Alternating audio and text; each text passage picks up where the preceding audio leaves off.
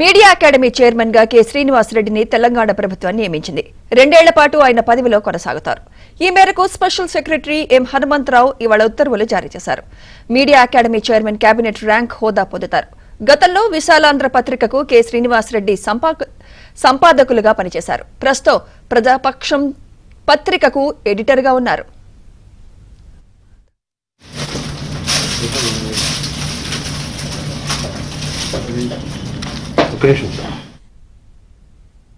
CM Revanth రెడ్డికి కృతజ్ఞతలు తెలిపిన శ్రీనివాసరెడ్డి జర్నలిస్టుల సమస్యల పరిష్కారానికి కృషి చేస్తా అని తెలిపారు.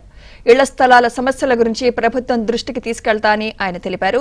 పీసీసీ చీఫ్ గా ఉన్నప్పటి నుంచి రేవంత్ రెడ్డికి జర్నలిస్టుల సమస్యలు తెలుసని కరీంనగర్లో అన్నారు.